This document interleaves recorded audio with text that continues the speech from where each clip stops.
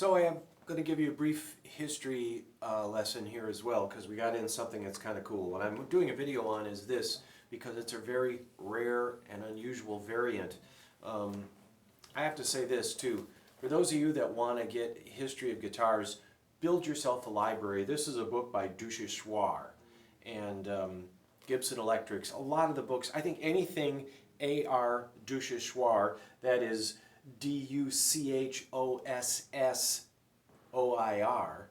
any books by him are very vetted. They're not random. He really did his study. And I think it's important for any of us that love guitar history to try to have some sort of library of books.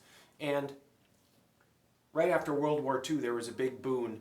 Bands needed to get bigger because audiences were bigger. Audiences got bigger and bigger in the late 40s until about 1950. Fender created the Telecaster, and the reason they did is because they needed something to amplify.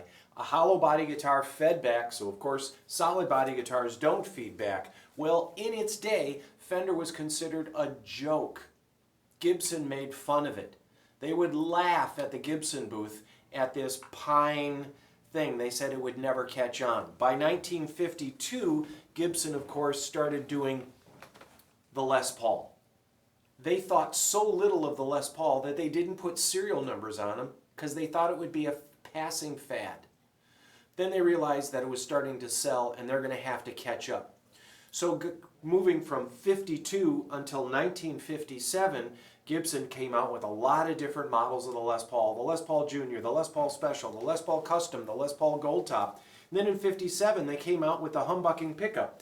And the Les Paul Gold Top with a humbucking pickup was something that, of course, was routed to a larger pickup. But what they did still make, they pre-made a lot of bodies, a lot of wood bodies, a lot of wood neck blanks.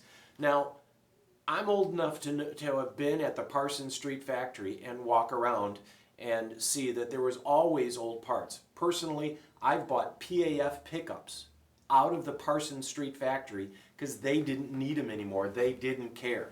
They were happy to sell the dusty old parts. So back then, I don't know, I probably paid $10 each for PAF pickups because they were done with them.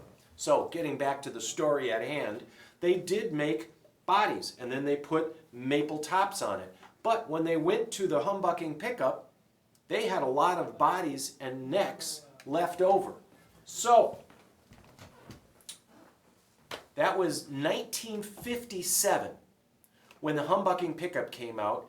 15 years later is 1972. And that brings me to this. 1972, they had leftover parts. So they created a guitar that oddly they called a 58 Limited. Now the 58 Limited had P90 pickups. Even though a 58 has humbucking pickups, duh, the 58 Limited had still P90 pickups. But what's really unusual is this guitar has a one-piece body. By 72, they sandwiched the body. By 72, they were adding a wider binding in here. By 72, the headstock pitch had come forward. By 72, like this 70s Les Paul here, the headstocks were quite a bit bigger. Look at the size of the headstocks here. Now, look at this.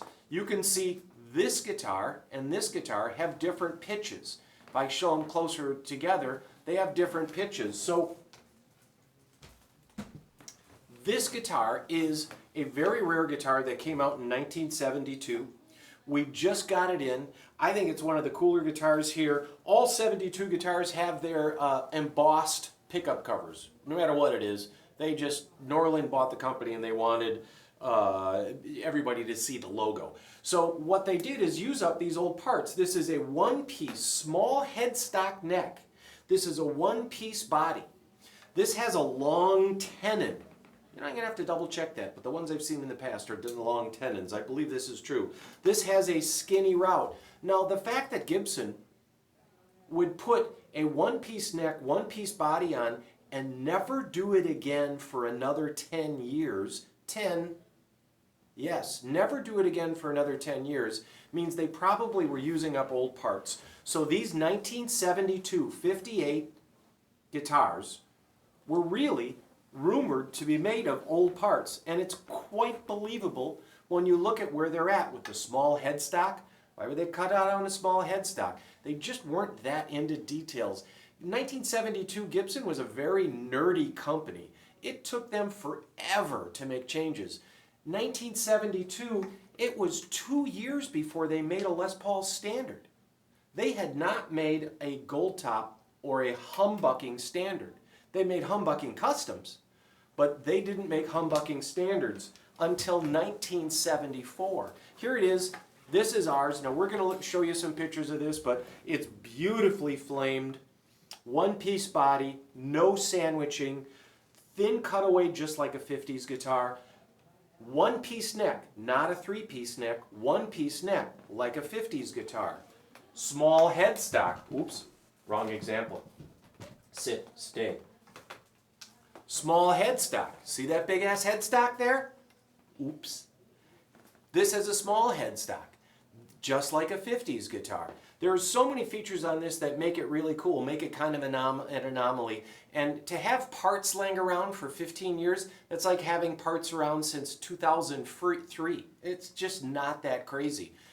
Frankly, Gibson has guitars in stock brand new from 2014. You can buy a 2014 guitar brand new from Gibson. It's in their inventory. Go look.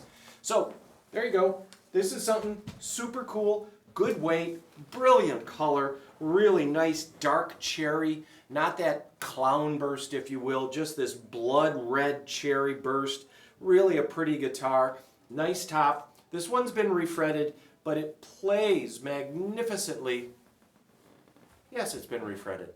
Do come in, take a look at this, ask to see the 1972 guitar made of 50s parts. You want to see this. We don't see many. Last one we saw was 10 years ago. Okay? I gotta go now.